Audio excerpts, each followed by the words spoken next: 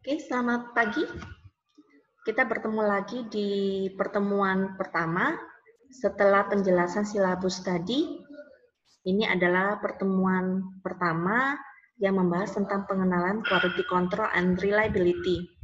Pada kesempatan ini, kita akan membahas standar yang terkait yang kita sebut sebagai standar ISO TR 10017 yang berbicara tentang berbagai teknik statistik yang dapat digunakan oleh perusahaan untuk mendukung pelaksanaan sistem manajemen mutu di perusahaan atau organisasi mereka. Ini adalah standar yang akan kita bahas yang bernama ISO TR 10017, Guidance of Statistical Technique for ISO 9001-2000. Ya, pada saat standar ini dibuat untuk mendukung pelaksanaan sistem manajemen mutu, ISO 9001 masih versi yang lama, versi 2000. Padahal sekarang sudah berganti menjadi versi 2015. Klausul-klausulnya sudah mengalami perubahan, tapi intinya adalah bagaimana teknik statistik itu bisa dipakai untuk mendukung penerapan sistem manajemen mutu di berbagai organisasi. Anda pahami bahwa di dalam konsep atau perjalanan quality control, perjalanan kualitas, itu berkembang mulai dari quality control ke quality assurance dan management. Kalau quality control itu fokus kepada proses inspeksi, bagaimana memastikan bahan baku, produk setengah jadi maupun produk jadi, itu bisa sesuai dengan spesifikasi mutu yang diinginkan, kemudian dikirimkan ke konsumen. Kalau quality assurance dan quality management itu lebih luas cakupannya, yaitu bagaimana memastikan mutu perusahaan itu bisa terjamin di setiap tahapan proses, termasuk bagaimana kepuasan pelanggan itu menjadi fokus utama melalui penerapan quality management. Nah, standar untuk menerapkan sistem manajemen mutu itu banyak dikenal, banyak digunakan oleh perusahaan, yaitu ISO 9001. Ya, belakangnya 2000 itu adalah tahun keluaran standar tersebut. Kalau kita scroll down ke bawah, kita akan melihat bentuknya seperti ini ya. Ya, jadi ini adalah daftar isinya. Biasanya klausul 1 sama klausul 3 itu sama untuk semua standar berisi scope, istilah-istilah, dan beberapa informasi-informasi. Poin pentingnya biasa dimulai dari klausul 4 ya, klausul 4. Jadi ini klausul 1 scope, klausul 2 normative reference, klausul 3 identifications of potential needs for statistical techniques. Yang keempat itu adalah yang akan kita bahas ya. Nah, kalau dilihat di bawah ini pengenalan ya. Jadi kalau nanti Anda bekerja, Anda bisa merefresh kembali. Ini adalah international standard yang membahas berbagai alat statistik atau teknik statistik yang bisa digunakan untuk membantu perusahaan, ya. Contoh di sini kalau mau mereview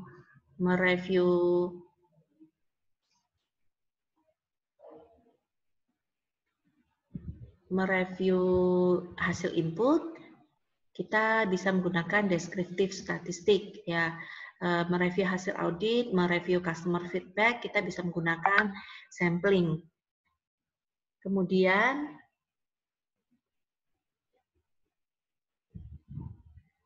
untuk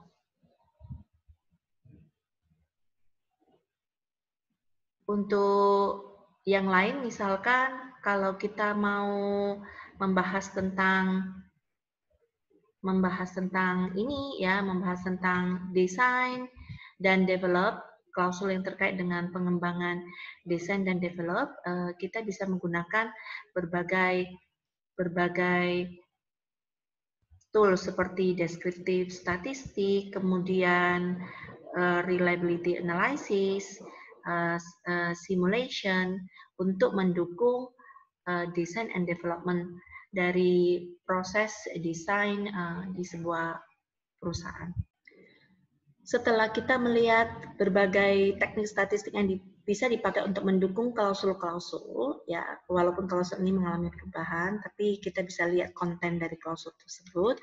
Setelah itu di akhir dari standar ini adalah penjelasan dari masing-masing teknik statistik yang ada beserta manfaat dan contoh-contohnya. Nah, ini kita akan bahas sekilas terkait dengan 12 statistik, alat statistik atau teknik statistik yang dapat mendukung.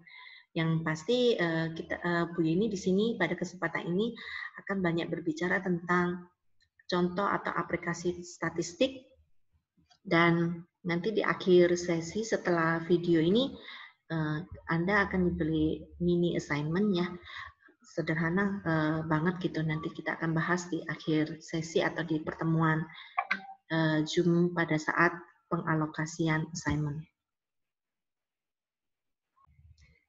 Kami mencoba membuat slide yang terkait ISO TR 10017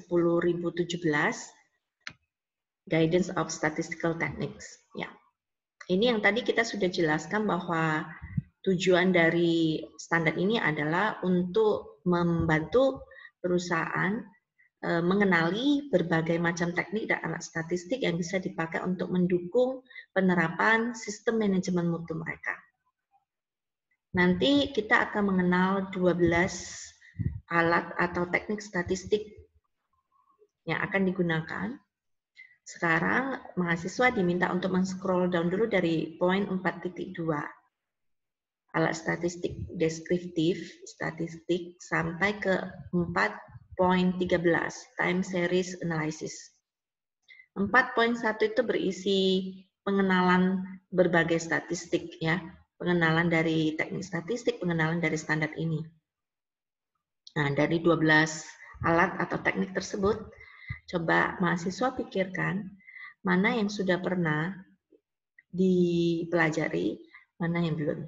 Ya, DOE, hypothesis testing, measurement analysis, sampling, statistical process control chart, time series analysis. Nah, beberapa teknik statistik yang ada di sini ini akan dipelajari secara detail di mata kuliah Quality Control and Reliability, sedangkan beberapa teknik statistik yang lain sudah pernah dipelajari di mata kuliah yang lain, maupun akan dipelajari di beberapa mata kuliah mendatang yang akan Anda ambil. Nah, ini yang sudah kita sampaikan tadi, bahwa ini yang sebelah kiri ini adalah konten yang terkait dengan sistem manajemen mutu, hanya saja klausulnya sudah mengalami perubahan. Tapi mahasiswa bisa melihat isi dari klausul tersebut, ya. Di dalam salah satu klausul yang ada di sistem manajemen mutu dikatakan bahwa untuk menjalani sistem manajemen mutu dengan baik, maka sumber daya manusia dan sumber daya alam, sumber daya pendukung itu perlu dikelola dengan baik. Sumber daya manusia itu adalah karyawan-karyawan, sumber daya alam itu adalah ketersediaan bahan baku, sumber daya pendukung seperti bangunan, fasilitas, dan mesin itu perlu dikelola dengan baik. Nah, kalau dari sini kita bisa melihat bahwa beberapa alat-alat statistik bisa digunakan untuk mendukung pelaksanaan dari klausul tersebut, ya. Kemudian, nah kalau Anda lihat di sini itu contohnya lingkungan kerja di dalam ISO atau kepentingan teknik statistik bisa dipakai untuk memonitor lingkungan kerja. Alat yang bisa dipakai adalah statistik deskriptif dan SPC. Ya, begitu selanjutnya tabel tadi sudah kita tunjukkan. Ya. Nah, walaupun klausul-klausul yang ada di ISO 9001 yang di sini itu sudah lama, ya sudah mengalami perubahan, tapi kita lihat kontennya dari sini karena beberapa konten dari subklausul tersebut atau klausul tersebut masih ada di ISO versi baru 9001 2015, ISO 9001 2015 itu sudah terdiri dari 10 klausul, ya, yang akan Anda pelajari lebih mendalam di mata kuliah Quality Management System. Nah, kita hari ini tidak fokus kepada penerapan ISO 9001-nya, tapi lebih fokus bagaimana teknik statistik bisa digunakan untuk membantu merealisasikan implementasi dari sistem manajemen mutunya. Ya, ini adalah 12 teknik atau alat statistik yang akan kita pelajari, ya, mulai dari deskriptif statistik, DOE dan hipotesis. Anda sudah mempelajarinya di mata kuliah Stat 2, Measurement Analysis and Process Capability Analysis, serta Measurement Analysis dan Process Capability Analysis. Anda akan belajar di QCR yang ini. Ya. Kemudian regresi analisis sudah pernah dipelajari di Stat 2, reliability analysis akan masuk lagi di QCR. Ya. Lalu sampling juga masuk ke QCL. Simulation ada mata kuliah khusus, kemudian statistical process control juga masuk bagian dari QCL. Ada statistical process tolerance dan time series, ya. Jadi nanti yang akan banyak dibahas itu adalah yang ini highlight merah ini untuk mata kuliah quality control and reliability. Oke, teknik dan alat statistik yang pertama adalah statistik deskriptif, ya. Bagaimana alat-alat statistik atau beberapa metode perhitungan statistik bisa Anda gunakan di deskriptif statistik, seperti menggunakan grafik bar chart, trend chart, dan perhitungan-perhitungan yang terkait dengan nilai mean, median, nilai rata-rata, dan standar deviasi. Aplikasinya macam-macam, ya. Jadi kita lihat kaitannya di sini. Di klausul itu dikatakan bahwa salah satu hal yang perlu diperhatikan oleh perusahaan pada saat menerapkan ISO 9001 itu adalah benar-benar concern terhadap customer feedback, ya, customer feedback. Jadi organisasi yang menerapkan ISO itu selalu memperhatikan komen atau umpan balik dari pelanggan, karena salah satu prinsip yang terpenting di dalam ISO itu adalah kepuasan pelanggan atau fokus pada pelanggan. Nah, apa yang bisa dilakukan? Yang bisa dilakukan melalui teknik statistik itu adalah we need to obtain and access customer feedback. Artinya kita perlu mengevaluasi umpan balik dari customer.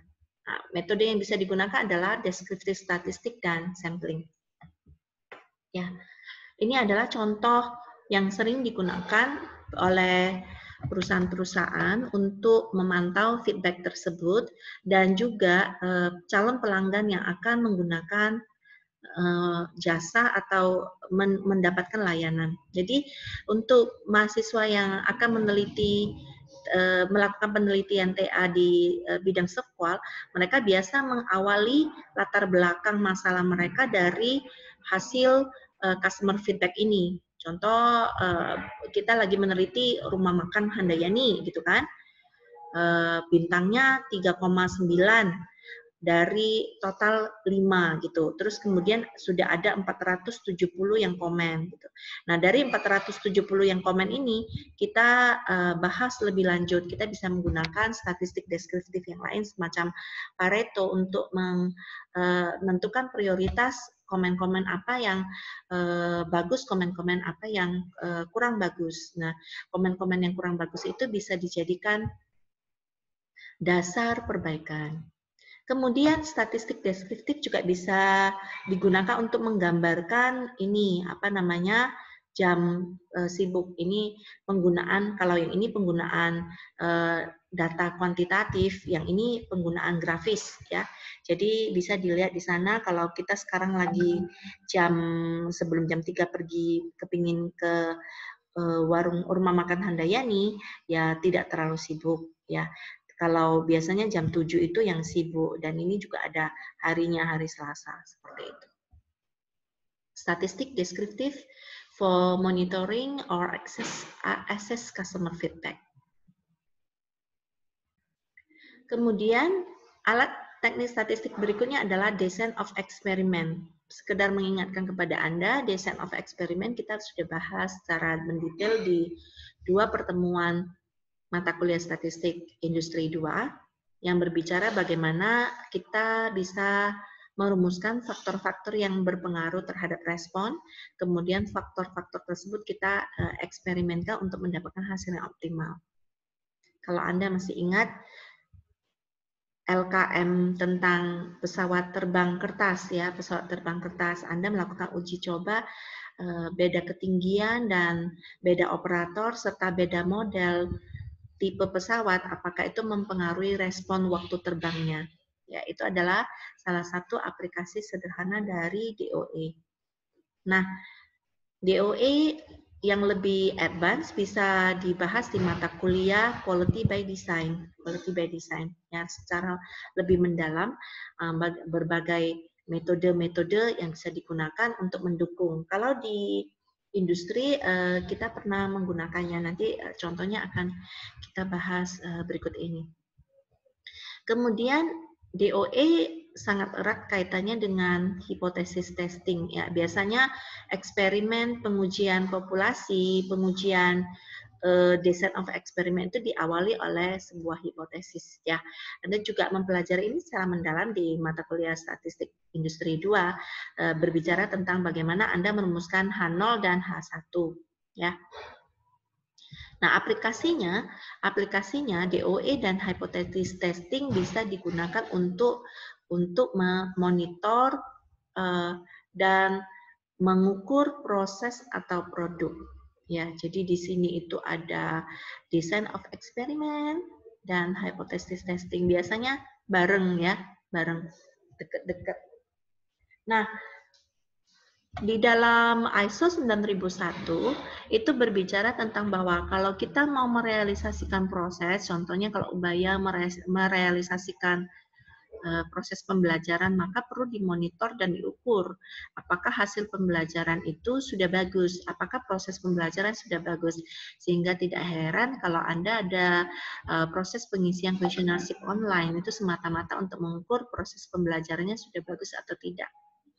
Kalau di industri manufaktur, proses monitoring dan pengukuran produk dan proses itu biasa dilakukan di berlangsungnya proses dari proses yang pertama sampai proses yang ke terakhir. Ya, wujudnya bisa inspeksi. Kalau di level perusahaan, di level strategis perusahaan, di level perusahaan secara besar, maka monitoring dan pengukuran itu bisa berupa pencapaian indikator-indikator. Jadi divisi mana yang sudah mencapai indikatornya, divisi mana yang belum. Kemudian perusahaan itu mempunyai banyak indikator. Yang tercapai sudah berapa persen, itu proses monitoring ya. Karena kalau di dalam siklus peningkatan berkesinambungan atau continuous improvement, ada yang kita sebut sebagai plan, do, check, action. Nah, ini adalah proses checkingnya ya. Proses checking itu butuh sehingga kita bisa menggunakan hasil proses checking itu untuk menentukan action ya. Seperti itu. Nah, kita pernah menerapkan DOE dan hipotesis testing pada penelitian KV Agape. KV Agape ini adalah salah satu penelitian tugas akhir mahasiswa di daerah Indonesia bagian timur sana. Jadi ini KV yang cukup terkenal, berada di depan sebuah hotel bagi turis lokal maupun turis asing. Ya, di situ itu terdapat berbagai kuliner beserta interior yang menyenangkan, dan tamu-tamu yang datang itu adalah tamu domestik maupun tamu foreigner. Ya, kemudian kita punya hipotesis dari awal. Kita punya hipotesis dari awal mungkin saja antar turis ini memiliki tingkat kepentingan dan tingkat kepuasan yang berbeda-beda, tingkat kepentingan dan kepuasan yang berbeda-beda. Sehingga setelah data dikumpulkan, kita melakukan pengujian. Ya, ini adalah hipotesis testingnya ya. Dari awal kita curiga bahwa ada perbedaan antara turis asing dan turis lokal gitu ya. Jadi H0-nya tidak ada perbedaan, H1-nya ada perbedaan. Ini hipotesisnya. Kemudian atasnya ini adalah hasil pengujian dari hipotesisnya. Ya. Apakah ada perbedaan? Jadi kalau kita ngomong DOE, maka faktor yang pertama itu adalah perbedaan antara turis dan turis asing dan turis lokal, ya, jenis turisnya. Faktor yang kedua adalah tingkat kepentingan, persepsi atau ekspektasinya, itu bisa. Lalu di sini didapatkan bahwa ternyata untuk tingkat persepsinya kalau kita menggunakan alpha 10% itu berbeda dan Cansey word-nya berbeda. Ya, jadi dari sini mendapatkan informasi yang sangat penting ya, di mana turis lokal itu suka rame ya, suka rame kalau mau makan di kafe itu ngakak-ngikik, yang penting rame. Gitu. Tapi kalau turis asing itu enggak, mereka suka yang agak sepi ya. Kemudian kalau ditawarin biasa di beberapa objek wisata kita suka ditawarin souvenir ya oleh orang-orang yang lalu lalang. Jadi di kafe ini juga banyak pedagang lokal yang suka masuk ke dalam kafe menawarkan kain-kain tradisional. Ya, nah itu turis asing itu suka gitu ya karena suka belanja. Turis lokal itu suka karena suka belanja, tapi turis asing itu merasa bahwa itu mengganggu gitu ya. Jadi banyak hal-hal penting yang bisa kita dapatkan di sini. Nah sebagai pemilik kafe Agape, informasi ini menjadi penting sehingga mereka punya treatment ya. Setelah proses checking, mereka punya proses action. Apakah nanti membangun corner tertentu untuk mereka yang suka privasi, ruang VIP yang tidak terganggu gitu ya, seperti itu. Teknik berikutnya atau alat berikutnya yang disebut sebagai measurement analysis. Jadi ini adalah materi yang membahas tentang sistem pengukuran. Kalau tadi kita katakan bahwa selama proses berjalan kita melakukan inspeksi. Nah, pada saat kita melakukan inspeksi, misalkan proses pembuatan koin gitu ya, salah satu variabel yang salah satu karakteristik yang mau diukur itu adalah diameter. Nah, ketika kita mengukur diameter, kita menggunakan kaliper, alat ukur yang kita sebut sebagai jangka sorong atau kaliper. Ya. Nah, hasil pengukuran dari kaliper itu yang kemudian kita pakai untuk menentukan produk kita masuk spek atau tidak. Seperti itu. Nah, measurement system analysis ini membaca ya, mencoba menganalisis apakah sistem pengukuran kita sudah bagus atau tidak. Ya, kita punya koin.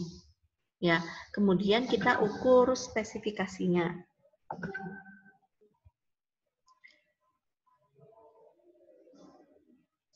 Kita lihat bahwa hasil pengukurannya 10 mm. 10 mm ya. 10 mm masuk spek atau tidak.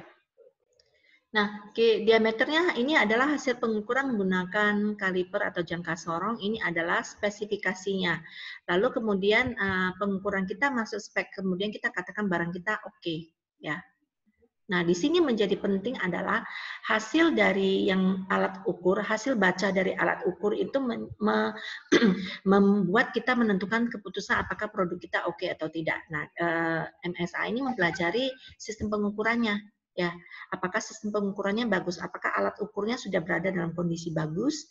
Apakah operator yang menggunakannya sudah bagus? Atau kalau misalkan ini sudah terkendali, maka jika ada produk yang outspec, mungkin kemungkinan besar itu adalah karena produk atau prosesnya, bukan karena kesalahan pengukuran.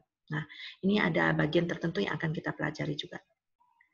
Kemudian Anda akan belajar tentang proses capability analysis, bahwa suatu proses itu bisa memiliki indeks, ya, bisa memiliki indeks prestasi. Contoh, mahasiswa IP-nya dikatakan bagus jika kalau 3 ke atas gitu. Atau beberapa perusahaan menentukan standarnya 2,75. Kalau Ubaya minimum standar ini misalkan 3,2 gitu ya. Jadi ada standarnya. Sama juga proses itu juga ternyata memiliki indeks prestasi. Ya, ada yang menentukan bahwa indeks prestasinya itu harus 2, tapi mostly kita katakan bahwa indeks prestasi proses yang baik itu di atas 1 dengan indeks yang kita sebut sebagai CP, yang berasal dari kata process capability atau capability process. Nah, ini ada akan Anda pelajari juga di mata kuliah QCR ini, Quality Control and Reliability. Ya, nah Anda sekarang silakan lihat hasil output dari distribusi sebuah proses produksi. Ini adalah batas spesifikasinya, ya, batas atas sama batas bawah. Ini adalah data yang dikumpulkan selama kurun waktu tertentu. Ini distribusi deskriptifnya seperti ini distribusi yang merah-merah itu adalah distribusi normalnya, ya, shape-nya. Gitu. Nah, kemudian di sini ada beberapa informasi terkait dengan proses capability. Lalu di sini ada beberapa data. Nah, yang pasti ketika Anda belum mempelajari materi ini, Anda belum mengerti bagaimana menghasilkan gambar seperti ini. Tapi hal ini sangat common, ya. Pada kesempatan ini, Bu ini hanya ingin Anda berpikir dengan melihat data seperti ini, apakah ini termasuk proses yang bagus atau tidak, ya. Nah, kalau di indeks tadi dikatakan di atas 1 ya, ini CP-nya sudah 1,34 ya. Nah, Anda bisa menuliskan dulu jawaban Anda untuk beberapa pertanyaan nanti di sesi assignment. Di sesi assignment kalau ada pertemuan meeting Zoom kita akan diskusi. Atau ada pertanyaan kita akan bahas. Baik, teknik berikutnya adalah regresi analisis. Biasanya regresi ini untuk mendetek apakah ada korelasi positif, korelasi negatif, ataupun tidak memiliki korelasi. Ya. Nah, regresi analisis di dalam penggunaan teknik statistik bisa mendukung untuk corrective action, ya, bisa mendukung untuk corrective action. Jadi di dalam salah satu klausul ISO dikatakan bahwa setelah Anda melakukan pengukuran, setelah Anda mengetahui masalahnya, Anda perlu melakukan corrective action. PDCA actionnya ya agar masalah-masalah tidak muncul lagi gitu ya.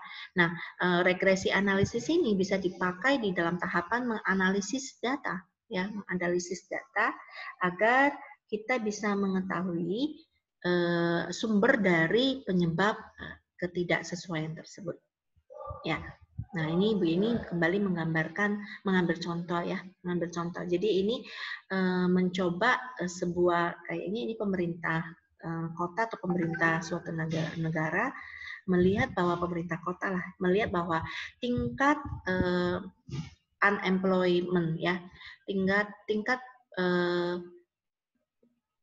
persentase yang tidak nganggur ya, persentase yang tidak nganggur itu semakin turun jika lulusan-lulusan dari SMA ataupun kuliah itu lulusan SMA ataupun S1 itu teredukasi dengan baik ya, dan hasil regresinya menunjukkan ada korelasi yang sangat kuat, strong, tapi negatif. Artinya negatif itu jika satu variabel bertambah akan mengakibatkan variabel lain menurun ya. Biasanya yang kita kenal itu kan positif relationship-nya. Ini Ibu Yeni coba menggambarkan negatif relationship ya. Nah, kalau kita ini ternyata sudah terbukti bahwa persentase orang yang terampil akan mempengaruhi tingkat pengangguran yang semakin rendah, tingkat pengangguran yang semakin rendah ya, tingkat pengangguran yang semakin rendah. Nah, kalau sudah tahu data ini terbukti, maka apa program perbaikan yang bisa dilakukan oleh yang bisa Anda usulkan kepada pemerintah kota tersebut, gitu ya. Coba dipikirkan. Ya, yang ingin kita tekankan di sini itu adalah bagaimana regresi analisis bisa membantu menganalisis data, sehingga setelah analisis data, yang terpenting itu adalah usulan perbaikan yang bisa kita berikan sebagai educated graduate. Berikutnya adalah reliability analysis. Reliability analysis ini adalah materi baru yang kita tambahkan di mata kuliah Quality Control and Reliability yang digunakan untuk mendukung supaya proses jadi quality control and reliability itu adalah proses pendukung agar proses produksi itu bisa berjalan dengan baik. Misal proses produksi berjalan agar barangnya tidak di-reject, maka dilakukan proses quality control. Kemudian agar proses produksi berjalan dengan lancar, maka kita perlu menganalisis keterandalan ya, kapan mesin breakdown. Terus kita bisa memprediksi mesin yang breakdown. Nah, ini contohnya ini gambarkan yang di bawah ini. Ya, karena berbicara tentang mesin ya, biasanya reliability itu berbicara tentang mesin, sistem gitu ya. Kita ilustrasi lebih gampangnya adalah mesin ya. Jadi yang merah ini adalah mesinnya lagi broken, kemudian yang hijau itu setelah selesai diperbaiki dia bisa jalan, kemudian yang merah broken lagi, kemudian yang hijau bisa jalan lagi ya. Nah, kita lihat di sini dari selesai perbaikan kemudian rusak lagi itu kita sebut sebagai time between failure ya. Kalau di reliability itu nanti Anda akan mengenal MTTF. Sekilas seperti itu ya. Contoh, kita lagi produksi misalkan sambal ya. Lagi filling gitu. Nah, tiba-tiba mesinnya down, rusak. Kita lihat, oh ternyata yang rusak adalah mekanisme fillingnya, ya, hoopernya. Jadi mekanisme di mulutnya itu lagi trouble. Terus diperbaiki, kemudian selesai. Lalu jalan rusak lagi dengan masalah yang sama. Kita ukur, oh ternyata rusaknya setiap 500 jam. Ya, setiap 500 jam produksi. Ketemulah MTTF-nya 500 jam. Nah, apa yang bisa kita lakukan untuk mendukung agar proses produksi berjalan lancar? Maka sebelum 500 jam kerusakan akan terjadi, kita sudah melakukan preventive maintenance ya. Kita mencegah, memperbaiki, melakukan pembersihan gitu sehingga sebelum rusak kita sudah melakukan antisipasi. Jangan sampai proses rusaknya memakan waktu yang lama. Jadi kita lihat di sini ini merahnya, kalau bisa diprediksi merahnya bisa kita kecilkan ya. Tapi kalau ternyata kita tidak mengakomodir analisis keterandalan ini, bisa proses produksi berhenti karena mesin breakdown dan troubleshooting-nya memakan waktu yang lebih lama. Nah, itulah gunanya reliability analysis. Berikutnya adalah sampling penerimaan ya. Kita akan mempelajari bagaimana merancang sampling penerimaan atau mekanisme inspeksi di sebuah perusahaan ya. Dan ini menjadi salah satu materi QCR ya. Bu ini akan menunjukkan beberapa contoh video ya mekanisme sampling, dan hal yang perlu di-highlight di sini itu adalah dua hal ya. Yang pertama adalah kita mencoba menjelaskan kepada Anda bahwa inspeksi ada yang dilakukan secara manual, tapi ada juga yang sudah menggunakan perkembangan teknologi industri 4.0 ya, menggunakan mesin untuk inspection-nya atau menggunakan teknologi. Lalu kita juga menjelaskan bahwa ternyata proses inspeksi itu ada yang dilakukan full, ada yang dilakukan secara sampling, atau ada juga yang tidak menggunakan no inspection. Ya.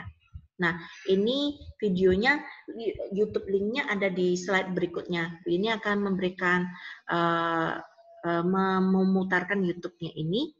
Nanti Anda kalau kurang jelas di rekaman Zoom ini, Anda bisa lihat langsung YouTube-nya di link berikut ya.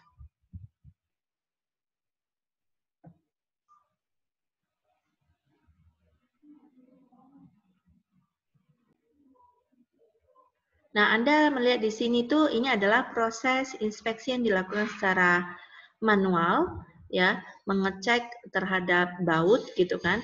Kemudian bautnya dicek, ada yang diukur, dituliskan, kemudian ada yang dicek penampilannya ya.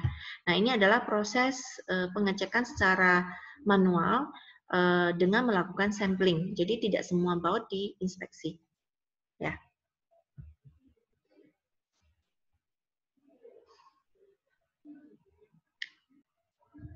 Nah, ini ada beberapa link dari YouTube yang bisa Anda lihat. Yang 2 link pertama itu adalah manual inspection dengan menggunakan sampling ataupun inspeksi 100%. Yang di bawah itu adalah menggunakan teknologi industri 4.0 ya. Silakan dilihat ya, dilihat. Oke, link YouTube ini silakan dilihat. Nanti waktu sesi assignment kita bertemu lagi di Zoom. Bu ini akan menanyakan feedbacknya kepada Anda ya, bagaimana sampling ini diterapkan di perusahaan tersebut ya. Kemudian untuk pengukuran apa ya. Jadi teknik statistik sampling ini digunakan untuk apa dan bagaimana. Ya, silakan melihat 5 link YouTube ini, nanti Bu ini akan sampling bertanya kepada Anda salah satu link YouTube ini, dan pertanyaannya sama seperti sama seperti assignment yang akan Anda kerjakan.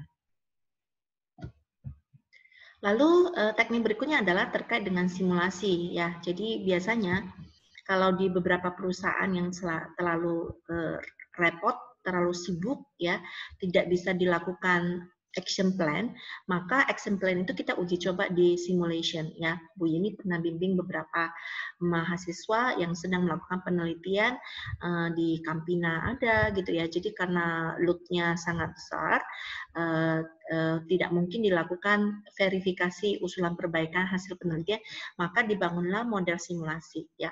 Nah, contoh berikut juga ini adalah model simulasi yang diuji cobakan dulu bagaimana inspeksi menggunakan imaging, sehingga nantinya teknologi tersebut ya, jadi ini adalah contoh inspeksi menggunakan teknologi tersebut bisa membedakan apel mana yang rusak dan apel mana yang tidak menggunakan software MATLAB. Nah, silakan dilihat linknya sudah ada ya, videonya juga sudah ada di PowerPoint yang sudah diupload di ULS ya.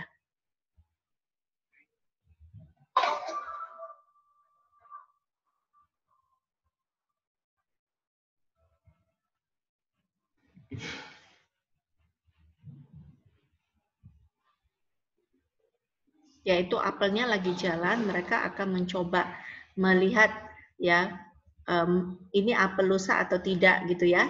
Nah, setelah mendetek bahwa ini apel lusa, maka harapannya teknologinya bisa mendukung untuk mendorong supaya apel yang lusa itu tidak lewat ya, tidak berlanjut ke proses berikutnya ya. Jadi ini masih simulasi untuk mencoba membuat satu mekanisme inspeksi secara mesin ya, menggunakan teknologi.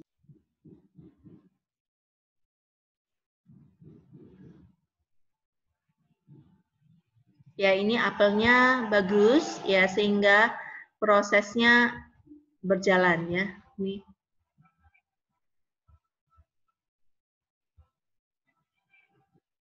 Oke, kita lanjutkan. Kemudian teknik berikutnya yang disebut sebagai statistik proses kontrol ya, menggunakan peta kendali untuk memonitor proses ya. Bisa menggunakan peta kendali untuk mengendalikan proses. Ini juga menjadi salah satu pembahasan kita selama 3 minggu ya. Aplikasinya adalah sebagai berikut ini.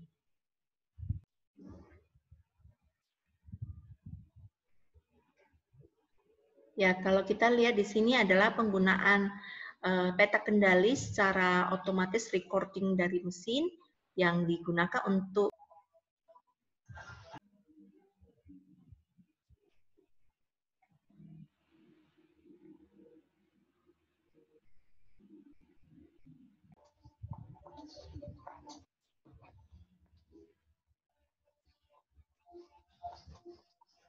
Ya, kalau kita lihat di sini ini adalah rutinnya yang sedang berjalan ya. Kemudian nanti langsung dicek suhunya. Kemudian suhunya akan tampak di suhunya akan langsung tampak di rekaman gitu ya. Apakah temperatur rutinnya sesuai dengan itu, ada chartnya. Anda bisa lihat di sana ya. Secara automatically gitu ya. Di sini adalah sensornya menyatakan bahwa rotinya sudah keluar, kemudian suhu langsung dicek suhunya.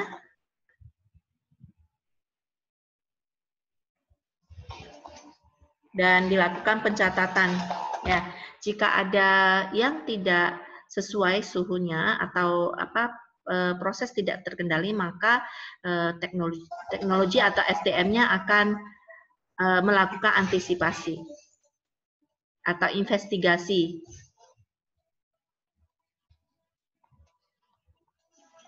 Ya, kelihatan di sini ya, kalau ada yang keluar dikasih warning ya, something wrong gitu ya. Seperti itu. Kalau perusahaannya bisa seperti ini sangat canggih ya, sangat bagus ya.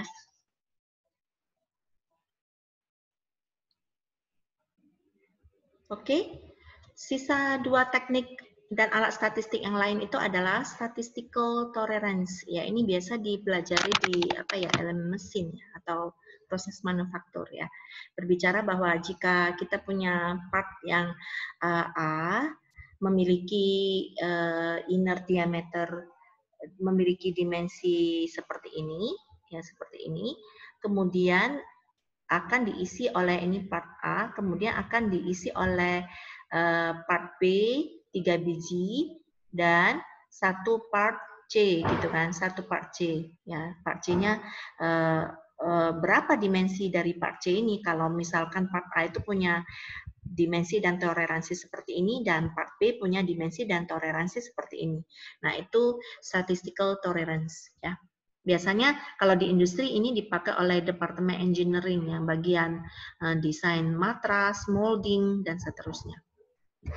Yang terakhir adalah time series analysis ya. Time series analysis itu semacam data run chart yang bisa dipakai untuk mengevaluasi ya, mengevaluasi misalkan mengevaluasi biasanya banyak digunakan untuk memforecasting ya. Memforecasting misalkan kita punya data penjualan seperti ini selama 1 tahun terakhir, kemudian data ini akan kita pakai untuk memprediksi penjualan di tahun berikutnya seberapa tinggi. Nah, data proyeksi tahun berikutnya itu yang akan dipakai sebagai dasar untuk scheduling, sebagai dasar untuk anggaran dan seterusnya. Ya, itu time series analysis. Demikian penjelasan terkait dengan teknik-teknik dan alat-alat statistik di dalam ISO TR 117 atau 10717. Nanti kita akan lanjutkan dengan pertemuan Zoom yang membahas pertanyaan-pertanyaan yang ada, kemudian mereview sedikit link YouTube yang sudah Anda tonton, kemudian penugasan mini assignment yang harus Anda kumpulkan hari ini juga. Oke, selamat belajar. Kita ketemu lagi pada jam yang ditentukan, diatur di URS. Terima kasih. Selamat belajar.